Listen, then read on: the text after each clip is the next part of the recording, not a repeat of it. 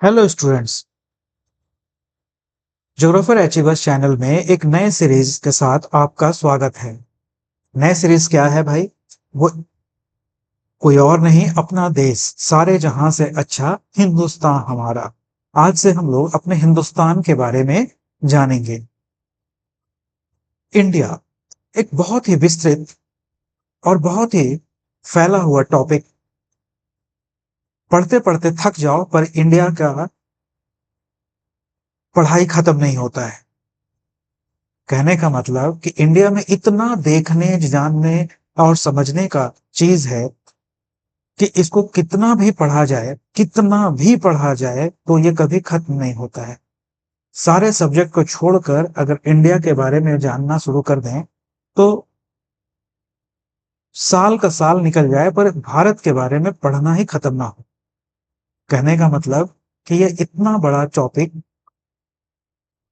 उसको हम लोग कैसे एक समा बांध कर पढ़ाई करें एक स्मार्ट स्टडी के साथ, कि समय रहते इंडिया के बारे में हम लोग मैक्सिमम चीज जान भी जाएं और परीक्षा में स्मार्टली बहुत ज्यादा नंबर लेके आए।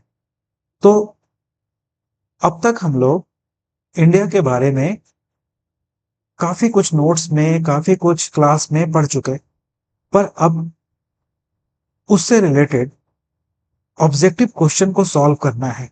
तो ऑब्जेक्टिव क्वेश्चन को सॉल्व क्यों कैसे करना है और वो किस स्ट्रेटेजी से सॉल्व करना है कि हम लोग को बहुत हेल्प हो, बहुत ही फायदा हो। तो यहाँ भाई सबसे बड़ी बात तो है कि इंडिया इतना बड़ा देश है कि इसको अगर स्मार्टली नहीं पढ़ा जाए तो इसका पूरे सिलेबस को कवर कर पाना बहुत ही मुश्किल है। तो चलिए उसको कुछ सीरीज में हम लोग ऐसे खत्म करेंगे जैसे कि लगेगा कि ये हलवा है। इसमें हम लोग क्या क्या देखेंगे? बेसिकली एमसीक्यू देखेंगे, पीवाईक्यू देखेंगे। क्यों देखेंगे? क्योंकि ये समझना पड़ेगा कि प्रीवियस ईयर्स क्वेश्चन में क्या पूछा जा रहा है। ऐसा नहीं कि हम भटक जाएं और पता चले कि परीक्षा में कुछ और आ गया और हम लोग कुछ और पढ़कर गए हैं। इसलिए ये जरूरी है कि पीवाईक्यू, है ना, उसको ट्रिकी सॉल्यूशन और एनालाइज के साथ देखेंगे, जो कि हम लोग को किसी भी एग्जामिनेशन में हेल्पफुल होगा। क्लियर? चलिए देखते हैं ऐसा हो पाता है, कैसे संभव कर पाते हैं। सब हो जाएगा, डरना नहीं है। चलिए शुरू करते हैं इंडिया को। इंडिया, आज के पहले क्लास में हम लोग सिलेबस को देखते हैं और उसको कैसे सॉल्व किया जाए, कैसे अप्रोच हुआ जाए, इसको समझते हैं जल्दी जल्दी। देखिए, ये चार टॉपिक को आज हम लोग फोकस कर रहे हैं इस क्लास में। क्लास का इंट्रोडक्शन क्या है? तो क्लास का इंट्रोडक्शन है कि इंडिया है। इंडिया को हम लोग को समझना है। पूरा इंडिया का सिलेबस क्या है इसको देखेंगे। जानना चाहिए कितना कितना चीज को छोड़ा जा सकता है, किससे परीक्षा में ज्यादा क्वेश्चन आता है, नहीं भी आता है तो उसे जानना क्यों जरूरी है। बस यही सब चीज को मद्देनजर रखते हुए इस सीरीज पे हम लोग ध्यान देंगे। मॉडल क्वेश्चन पे भी ध्यान देंगे, पीवाईक्यू पे भी ध्यान देंगे और उसको सारे विषय को पढ़ते हुए इसको किस तरीके से हम लोग क्या अप्रोच रखें कि ये बहुत टाइमली, बहुत ही यूनिफॉर्म तरीके में खत्म हो जाए। क्लियर? तो चलिए हम लोग शुरुआती क्लास इंट्रो में बढ़ते हैं। क्लास इंट्रो से क्या मतलब है? क्लास इंट्रो से मतलब है कि देखिए, भारत में तीन तरीके से प्रश्न पूछे जाएंगे।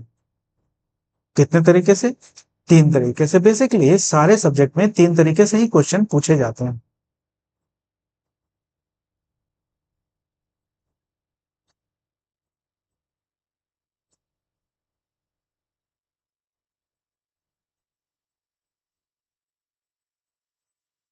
पहला क्वेश्चन आता है फैक्ट बेस। पहले वर्ड को समझिए, दूसरा मैप बेस्ड, और तीसरा और कुछ नहीं, जो हमेशा हम बोलते हैं कॉन्सेप्ट बेस। ठीक है। फैक्ट क्या होता है? फैक्ट हो सकता है कि आप लोग, बहुत लोग जानते हो, पर फिर भी यहाँ पे हल्के में हम बता देते हैं। फैक्ट जैसे कि आज कौन सा तारीख है? आज तारीख है 23 सितंबर 2024 है। क्या इसको झुठला सकते हैं? नहीं। ये फैक्ट है तो फैक्ट है। क्लियर? दूसरा, समझने के लिए इसको समझिए क्या फैक्ट है। भारत, भारत के बारे में पढ़ रहे हैं। भारत यदि 15 अगस्त 1947 को आजाद हुआ, तो इसे क्या बदला जा सकता है? इस डेट को नहीं बदला जा सकता है। यही मतलब है इस फैक्ट का। क्लियर? दूसरा, मैप बेस्ड। क्या पूछा जाएगा? मैप बेस्ड पूछा जाएगा।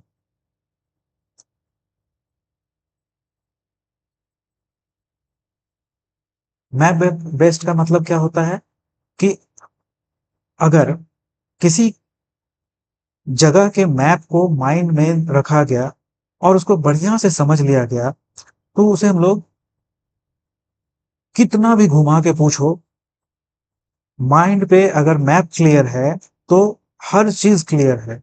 इसको भी एक एग्जांपल से हम लोग समझते हैं।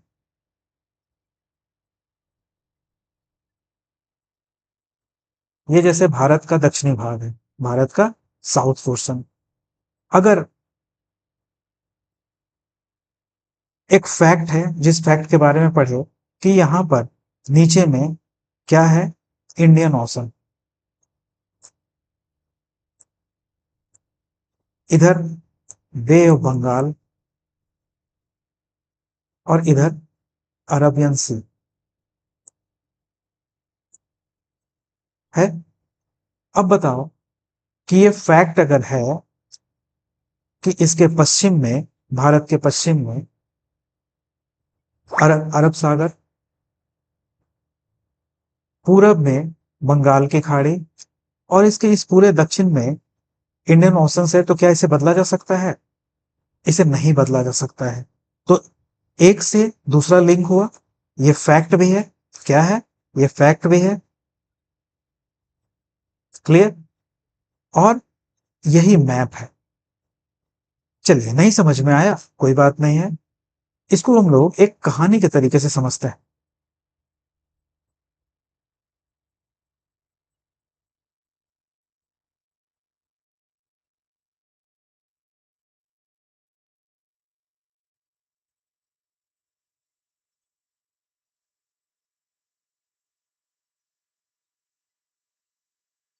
एक कहानी के तरीके से समझते हैं। क्या मैप क्यों जरूरी है? मान लीजिए एक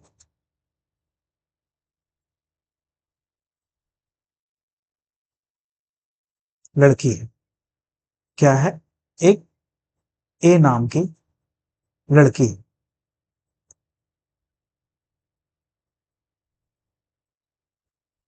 वो कॉलेज की लड़की है, और यहां पर इसका कॉलेज है। ये इसका क्या है? कॉलेज। क्लियर? ये लड़की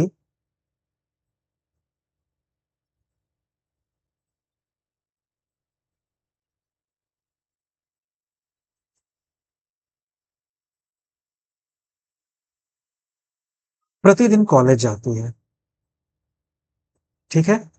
समझने के लिए समझिए कि ये इस कॉलेज को इतने मार्गों से जा सकती है। क्लियर? यहां से अगर ऐसे चलती है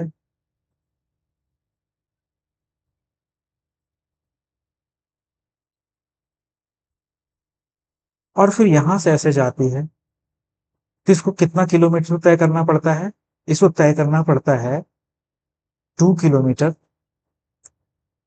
यहां से यहां, और फिर 2 किलोमीटर। क्लियर?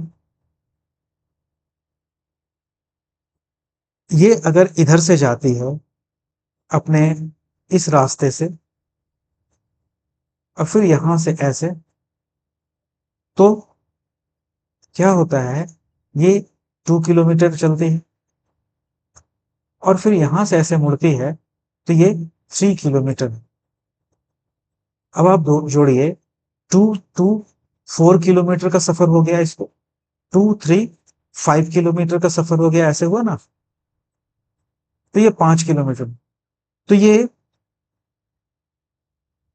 देखती है अपने सेंस से, और फिर अनुमान लगाती है कि अगर हम ऐसे जाएं इस कॉलेज में के रास्ते को, इस रास्ते को हम इख्तियार करें, तो जाती बेचारी पैदल है। तो देखती क्या है कि सिर्फ हम 1 किलोमीटर में अपने कॉलेज तक पहुंच जाते हैं।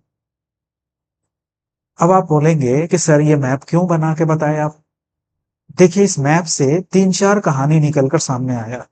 पहला, इस लड़की को प्रतिदिन कॉलेज जाना है, तो इसका इसके माइंड में मैप क्लियर हो गया। क्या क्लियर हो गया? इस लड़की को मैप क्लियर हो गया कि जाना कहाँ है। ठीक है। दूसरा, हर दिन ये रास्ता तय की, इसको अनुमान हुआ कि ना, ये भटकाव है, यानी कि हमको अपने इतने बड़े सिलेबस को छोड़ना क्या है, ये समझ में आया। मतलब जैसे इस लड़की ने इस रास्ते को छोड़ा, इस रास्ते को छोड़ा, इस रास्ते को छोड़ा। क्लियर? क्यों? मैप क्लियर होने से। मैप क्लियर होने से इस रास्ते को छोड़ा, और सबसे शॉर्ट रूट को इसने इख्तियार किया, सबसे शॉर्ट रूट को इख्तियार किया। ठीक है। और वो शॉर्ट रूट क्या है? 1 किलोमीटर। ये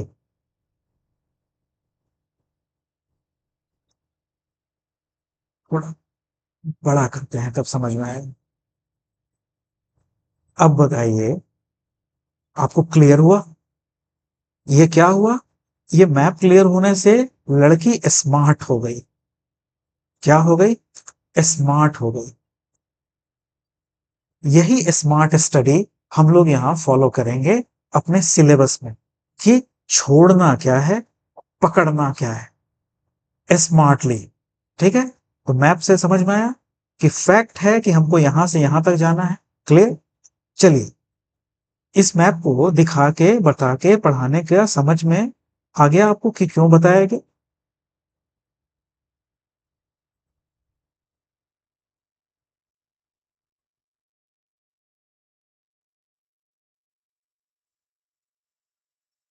ठीक है।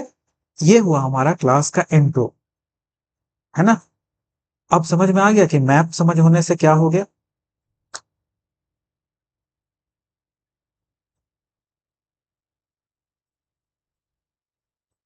ठीक है। अब रहा कॉन्सेप्ट पे। तीसरा भी खत्म होने के बाद अब हम लोग पहुंचते हैं कॉन्सेप्ट पे।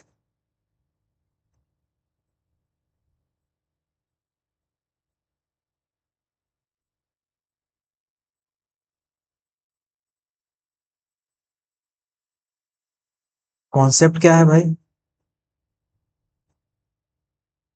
कॉन्सेप्ट ये है कि इस मैप में माइंडसेट क्लियर है हमारा, कि ऐसे हमारा भारत का नक्शा है। क्लियर? यहां पर इंडियन ओशंस है, ये पता है। क्या फैक्ट पता है कि हवा हमेशा उच्च दाब से निम्न दाब की ओर चलती है। ठीक है। मतलब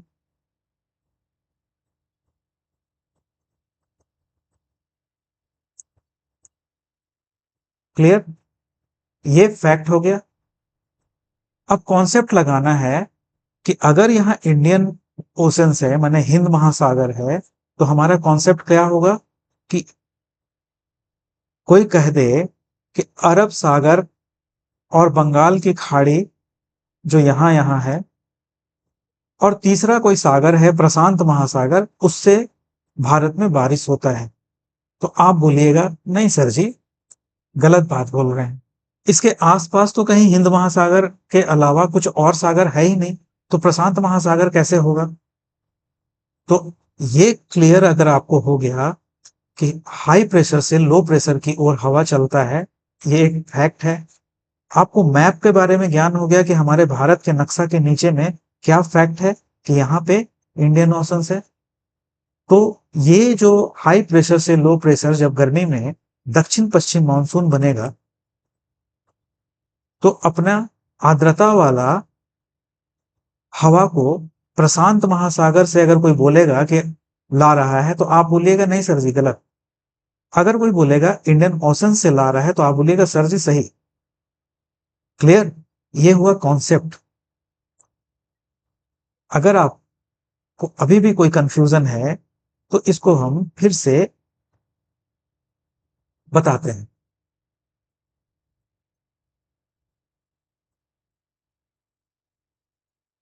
कॉन्सेप्ट, कॉन्सेप्ट बेस्ड बहुत सारा क्वेश्चन आएगा।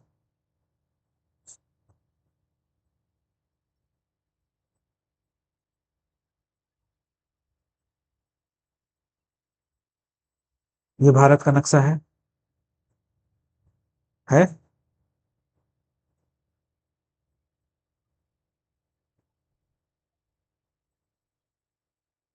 इसमें पहले फैक्ट को ढूंढते हैं। फैक्ट को क्या ढूंढते हैं कि फैक्ट ये है कि यहाँ पे इंडियन ओशंस है। फैक्ट को ढूंढते हैं कि बे ऑफ बंगाल है।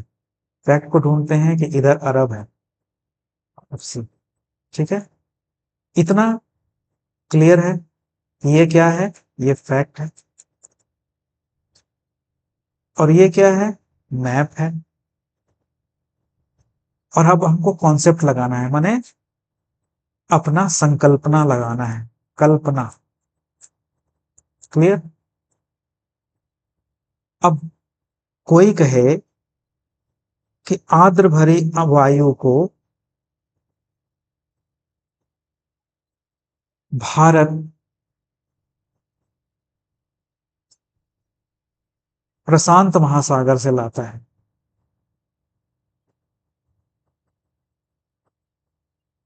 तो कॉन्सेप्ट क्लियर अगर है, फैक्ट पता है, तो आप इजीली बोलेंगे कि नहीं, इंडियन ओशन से लाता है, जिसका अरब सागर का प्रभाव और पश्चिम बंगाल का प्रभाव रहता है। क्लियर? क्लियर हो गया तीनों कॉन्सेप्ट बेस और फैक्ट पे। चलिए आगे बढ़ते हैं अब हम लोग। ये है इंडिया का मैप। मैप को क्लियर करना बहुत ज्यादा जरूरी है। ठीक है, यही हम लोग का आधार बनता है। अगर हमको ये पता हो गया कि ये हरा भाग पूरा मैदानी है, उत्तरी भाग हिमालय पर्वत से घिरा है, यहां से यहां तक देख रहे हैं ये पूरा एरिया।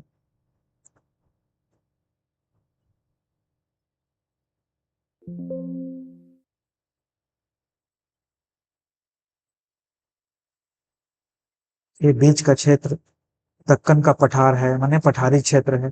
तो क्लियर हो रहा है हम लोगों को कि उत्तर में पहाड़ है, पश्चिम में मरुस्थल है, पूरा मध्य क्या है, मैदानी है, बीच में दक्कन का कठोर पठार है। अब देखिए कॉन्सेप्ट, कॉन्सेप्ट का मतलब क्या हुआ? कॉन्सेप्ट का मतलब हुआ कि अगर हमको ये पता है कि यहाँ पठार है, ये फैक्ट पता है कि मध्य भाग में पठार है, तो हम लोग कॉन्सेप्ट लगा लेंगे। अगर हम लोग से पूछा जाएगा कि धरती कहाँ का कमजोर होगा भाई, तो जहां भूकंप सबसे कम आएगा। मान लीजिए एक प्रश्न आया कि भारत के किस भाग में भूकंप सबसे कम आएगा, तो यहाँ पे भूकंप सबसे कम आएगा। क्यों? क्योंकि ये फैक्ट हमको पता चल गया कि ये पठार है। क्लियर? यही सिलेबस में हमको आगे देखना है। चलिए अभी आपको समझ में नहीं भी आ रहा है तो कोई बात नहीं है, धीरे धीरे आगे बढ़ेंगे तो ये आपको सारा कॉन्सेप्ट क्लियर होता जाएगा कि क्या बोलने का, बताने का प्रयास किया जा रहा है। क्लियर? अब चलिए हम लोग सेकंड टॉपिक पे, इसके सिलेबस पे जाते हैं।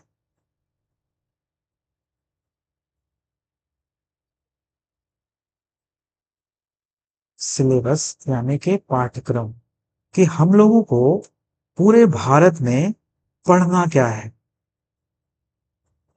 जहां से सबसे ज्यादा क्वेश्चन आएगा। आज हम लोग बस यही सीखेंगे। ठीक है?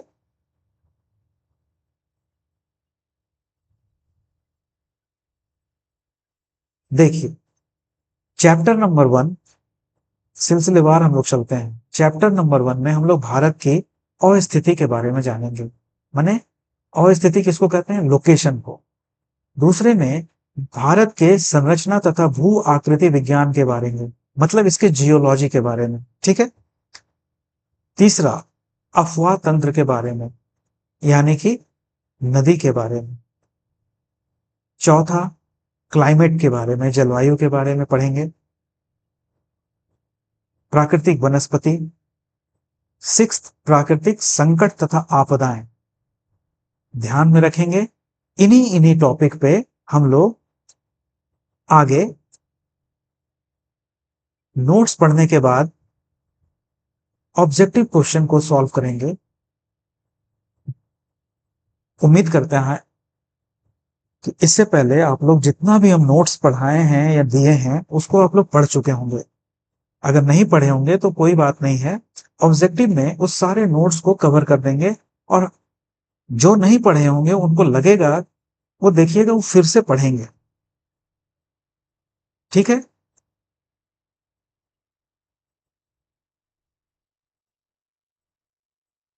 7, खनिज तथा ऊर्जा संसाधन के बारे में। निर्माण उद्योग के बारे में, भारत के संदर्भ में नियोजन और सतत पोषणीय विकास के बारे में, परिवहन और संचार के बारे में पढ़ेंगे, अंतर्राष्ट्रीय व्यापार के बारे में पढ़ेंगे, भौगोलिक परिप्रेक्ष्य में चयनित कुछ मुद्दों व समस्याओं के बारे में पढ़ेंगे। इनके अतिरिक्त भारत से संबंधित वो सिलेबस कोई भी हो, किसी भी स्तर के परीक्षा का सिलेबस हो, वो मैट्रिक लेवल से क्यों नहीं आईएएस लेवल का हो, क्वेश्चन यहीं से बनते हैं। क्लियर? अब हम लोग कुछ इकोनॉमिक, अर्थव्यवस्था से संबंधित, भारत के लोगों और उनके अर्थव्यवस्था से संबंधित टॉपिक को देखते हैं। इसको हम लोग अतिरिक्त में भी रख सकते हैं, अर्थव्यवस्था को। देखिए, इसके अंदर में हम लोग क्या क्या रखेंगे? जनसंख्या वितरण, घनत्व एवं वृद्धि, प्रवास, प्रकार, कारण और परिणाम, क्यों माइग्रेशन होता है, क्यों, इसके क्या परिणाम पड़ते हैं, उससे इकोनॉमिक पे क्या फर्क पड़ता है। इसको भी हम लोग भारत का जब पूरा सिलेबस कवर करते हैं तो इसके संदर्भ में पढ़ना है। मानव का विकास, डेवलपमेंट, ह्यूमन डेवलपमेंट कैसे हुआ, इससे बहुत सारे क्वेश्चन बनते हैं। फिर भारत की बस्तियां, यानी कि यहाँ भारत में मानव की बस्तियां कैसी हैं, और भू संसाधन तथा कृषि। इतना ही को सिलेबस में देखना है, जिसको कि अगले क्लास से हम लोग धीरे धीरे ऑब्जेक्टिव पैटर्न में पढ़ते जाएंगे और समझते जाएंगे। क्लियर? चलिए, इसको अब हम लोग दूसरे तरीके से भी समझने का प्रयास करते हैं। अब देखिए, फिगर के हिसाब से पहला फिगर हम लोग को क्या बता रहा है? Political map.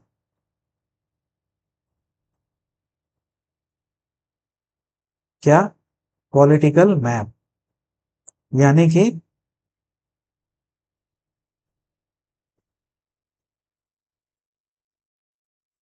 इसमें क्या देखना होगा? इसको अगर हम जूम करके देखेंगे इस मैप को, तो इसमें जो अलग अलग कलर है, ये इसके अलग अलग किसको बता रहा है? स्टेट को बता रहा है।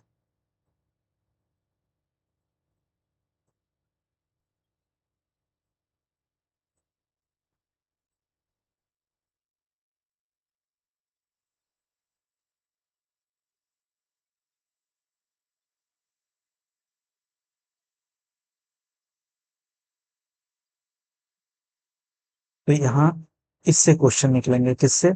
भारत के सभी राज्यों से। देखिए कौन राज्य कहाँ है, इसको जूम करके आराम से फिर देखिएगा।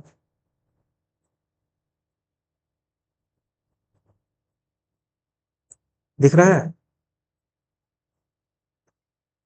सब राज्य नजर आएंगे।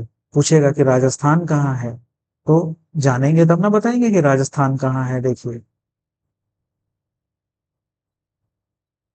नेपाल, इसका पड़ोसी देश, इसका भूटान, ये इसका पॉलिटिकल वितरण है। पूरे राज्यों को, उड़ीसा, झारखंड, बिहार, देख रहे हैं, गुजरात, ये जानना इस सिलेबस में बहुत ज्यादा जरूरी है। जो शुरू में कहानी बताए ना, वो कॉलेज जाने वाला, यही चीज है।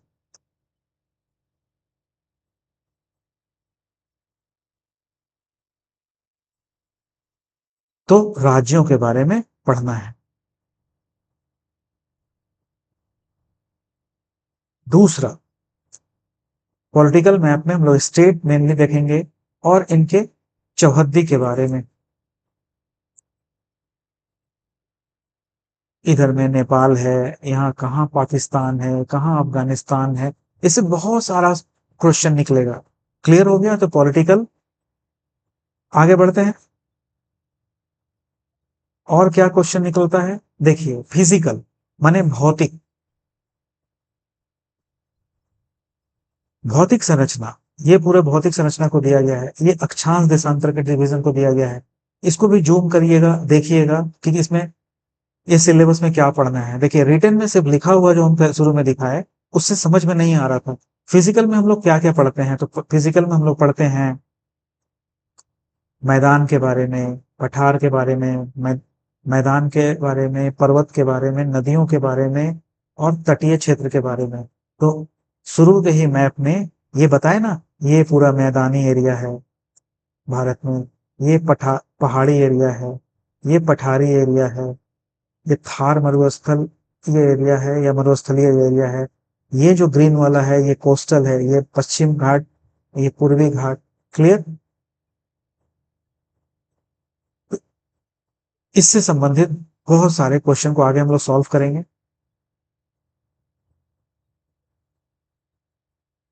इसको भी ध्यान दीजिएगा। हिमालयन, थार डिजर्ट सब लिखा हुआ है। अगर ये दिमाग में क्लियर है कि मैप कैसा है, मैप में फिजिकल डिवीजन क्या है, पॉलिटिकल डिवीजन क्या है, तो बहुत आसानी से आगे हम लोग क्वेश्चन को सॉल्व करते जाएंगे, जो कि आगे से अगले क्लास से सिर्फ प्रैक्टिस करेंगे हम लोग। क्लियर? इसमें देखिए ये क्या है, उसी फिजियोग्राफिक में, भौतिक डिवीजन में क्या क्या देखेंगे, उसका एक एग्जाम्पल यहाँ पे दिए हैं। माउंटेन को पूरा देखेंगे, भारत की कैसी आकृति है ना, कौन कौन पहाड़ कहाँ है, ऊंची ऊंची पहाड़, पठार कहाँ है, पर्वत कहाँ है, पठारी कहाँ है। क्लियर?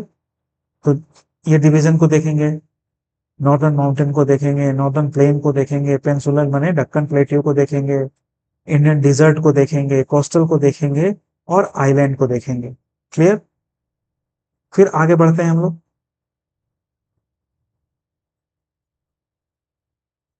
ये भारत के सभी इंपॉर्टेंट दर्रों के बारे में देखेंगे। क्लियर? सारा डिटेल दिया हुआ है, इसको देखिएगा। फिर हम लोग के सिलेबस में हम लोग को क्या देखना है? ड्रेनेज सिस्टम को देखना है, नदी, नदी को देखना है, ड्रेनेज सिस्टम को। दो सबसे इंपॉर्टेंट है, हिमालय रिवर और प्रायद्वीपीय रिवर। इसको पूरा डिटेल में देखेंगे, इससे निकलने वाले क्वेश्चन को देखेंगे। ये सारे नदियों को दिखाया गया है, कहाँ सिंधु है, कहाँ झेलम है। ठीक है? अभी जल्दी जल्दी हम लोग आगे बढ़ते हैं कि हम लोग को देखना क्या क्या है। नेक्स्ट देखिए, इन भारत के बीचेस के बारे में हम लोग पढ़ेंगे। बीचेस माने तटीय क्षेत्र। ठीक है? फिर हम लोग पढ़ेंगे जियोलॉजी, इसका उत्थान कैसे हुआ। जियोलॉजी माने धरती के अंदर का चीज, धरती के अंदर का चीज।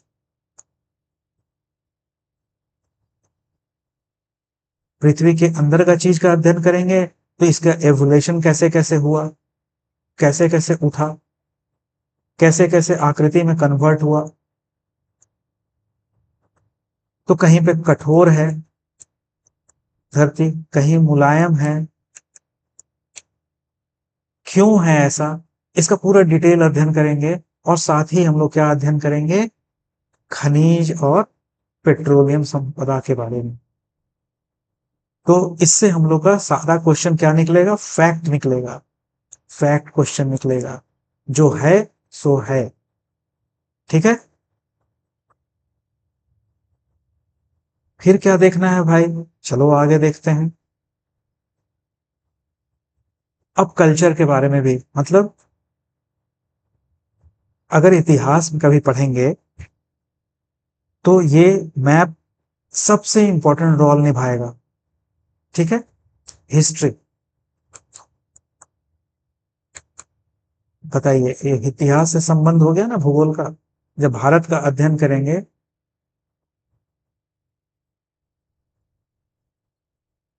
जैसे कि इतिहास में पढ़ते हैं ना, सिंधु घाटी की सभ्यता, इसी को देखेंगे इस मैप में कि सिंधु कहाँ है। ठीक है, उत्कल का मैदान कहाँ है, अशोक कौन से तट पर।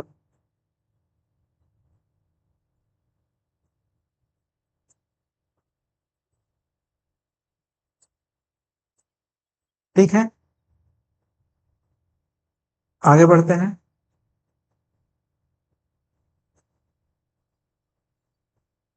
भारत की मिट्टी के बारे में हम लोग पढ़ेंगे अगले क्वेश्चन इसमें डिटेल में, है ना। देखिए कहीं ग्रीन कलर दिया है, इसको भी जूम करके देखिएगा तो पूरा डिटेल मिट्टी के बारे में पता चलेगा। आगे फिर हम लोग क्या देखेंगे, प्राकृतिक वनस्पति, मैंने नहीं, लैंड यूज के बारे में।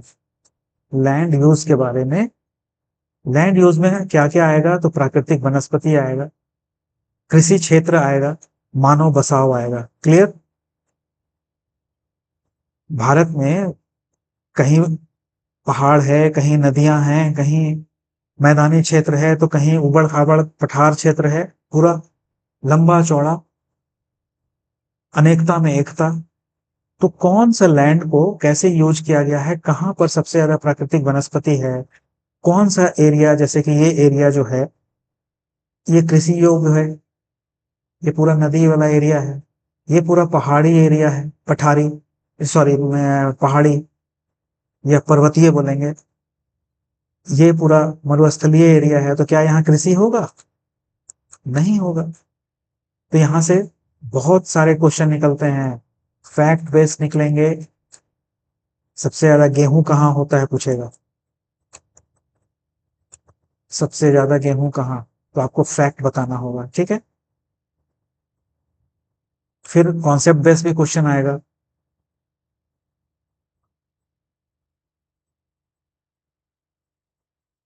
मानव बसाओ, मानव बसाओ, कॉमन सेंस लगाएंगे। देखिए ये पहाड़ी एरिया है या पर्वतीय एरिया है, क्या यहाँ मानव बसाव होगा, ये कॉन्सेप्ट बेस्ड क्वेश्चन हो जाएगा। क्या यहाँ मानव बसाव होगा, तो यस सर होगा। क्यों, क्योंकि ये पूरा मैदानी क्षेत्र है। क्लियर। तो कॉन्सेप्ट बेस पे आ गया, जंगल कहाँ होगा उसको ढूंढेंगे। क्लियर हो रहा है, क्या सिलेबस में हम लोग को देखना है भारत में, यहीं से क्वेश्चन निकलेगा। ठीक है, अब आगे बढ़ते हैं जल्दी जल्दी। मैप का इंपॉर्टेंट, मोस्ट इंपॉर्टेंट रोल है, अगर जो मैप समझ लिया ना, वो पूरा भूगोल समझ लेता है।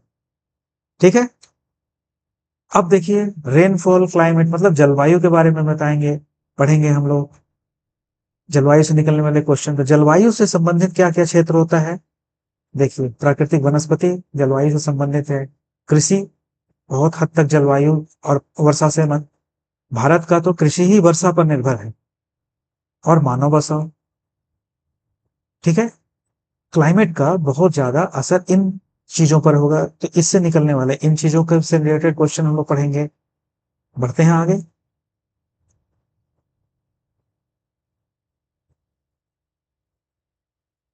अब देखिए, रोड और रेलवे के बारे में पढ़ेंगे। रोड और रेलवे के बारे में पढ़ेंगे। क्लियर? कहाँ कौन सा रोड है, कैसे कैसे है, इसको ट्रिक से शॉर्टकट में पहले भी बताए हैं, फिर से बताएंगे कि कैसे कैसे रोड है ना? कैसे कैसे ट्रेन है, कहाँ ट्रेन नहीं है। देखिए इस एरिया में बिल्कुल ट्रेन ही नहीं। क्यों नहीं है? पहले पढ़े ना, पहाड़ से भरा है, हिमालय पहाड़ है, कहाँ हिमालय पहाड़ पर ट्रेन चलेगा? नहीं चलेगा। मैप क्लियर है तो देखिए सब कुछ क्लियर है। फिर हम लोग क्या देखेंगे आगे? फिर हम लोग आगे देखेंगे वायु और समुद्री वायु मार्ग, समुद्री मार्ग। ठीक है, ये जाल पूरा बिछा हुआ है ना, पूरा दिख रहा है। इसको समझते हुए आगे हम लोग क्वेश्चन सॉल्व करेंगे। ये सिलेबस में अभी ज्यादा दिमाग नहीं लगाते हैं। फिर क्या है? भारत का नेशनल पार्क, वाइल्ड लाइफ, है ना, वन अभयारण्य और पार्क, नेशनल पार्क, पूरा डिटेल है ये। अब देखिए पर्यटक स्थल, है ना, हॉली प्लेसेस, कौन कहाँ है? तो देखिए ये ताजमहल का फोटो है, ताजमहल कहाँ है? पर्यटन भूगोल, भारत का अभी सबसे इंपॉर्टेंट। और प से पर्यटन और प से पर्यावरण, इससे बहुत क्वेश्चन निकलेंगे, 100% क्वेश्चन निकलेंगे जो कि परीक्षा में आएंगे। ठीक है, देखिए ये फोटो है किसका? अमृतसर का गोल्डन टेम्पल। ये लखनऊ का इमाम बाड़ा। ये कोणार्क मंदिर का चित्र है। पूरा इसके बारे में भी हम लोग को पढ़ता है, आगे पढ़ते जाएंगे। नेक्स्ट सिलेबस देखते हैं। चलिए हम लोग इतना ही देखेंगे, लास्ट हो गया। और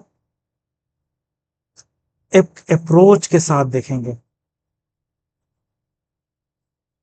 अप्रोच क्या होगा, क्या छोड़ना है और क्या जानना है। इसी के साथ हम लोग पी वाई क्यू पे ध्यान रखेंगे। पी वाई क्यू समझते हैं ना आप लोग? प्रीवियस ईयर क्वेश्चन, किसी भी एग्जामिनेशन में।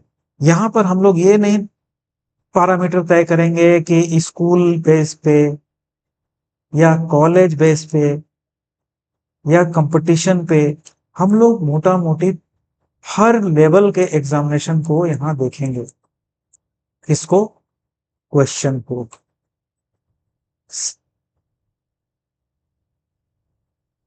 क्लियर है? इसी अप्रोच को रखेंगे। और सबसे बड़ा अप्रोच में हम लोग क्या अप्रोच को किए? मैप का अप्रोच।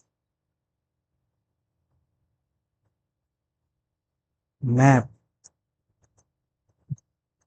ये रामबाण है, राजा चीज है। जो मैप को समझ गया वो सबको समझ गया।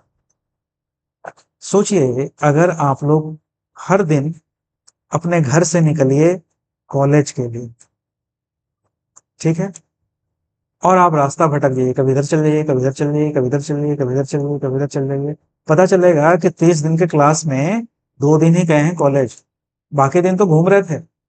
कभी कहीं निकल गए तो झील में निकल गए, कहीं मैदान में निकल गए। हाँ हाँ, वैसे तो आप लोग निकलते ही हैं, लेकिन वो एक मस्ती के लिए निकलते हैं कि भाई आज फ्रेंड मिल गई, फ्रेंड मिल गया, चले गए कहीं। पर मैप क्लियर है कि जाना था हमको यहीं पे। क्लियर ना? जाना हमको यही था।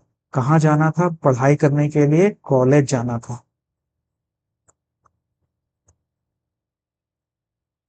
पार्क नहीं जाना था, जंगल नहीं जाना था। तो ये मैप क्लियर है रोड का, तो हम भाई इसी रोड पर डेली जाते हैं। कहाँ से? घर से कॉलेज। ठीक है ना? वही चीज होता है अपने पढ़ाई में भी। चलिए आज हम लोग बहुत चीज समझ गए कि इसके सिलेबस में पूरा क्या देखना है। क्लियर हो गया? एक बार फिर से रिपीट कर लीजिएगा क्लास के सारे स्लाइड को।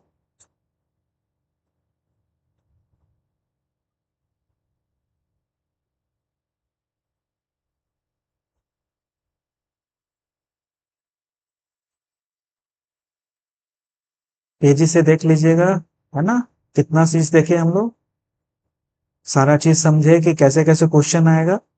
यही है मोटा मोटी। अगले क्लास से हम लोग प्रैक्टिस सेशन शुरू करेंगे। क्लियर? चलिए, आज के लिए इतना आप लोग को काफी है, समझ में आ गया। Class number 1, thank you so much.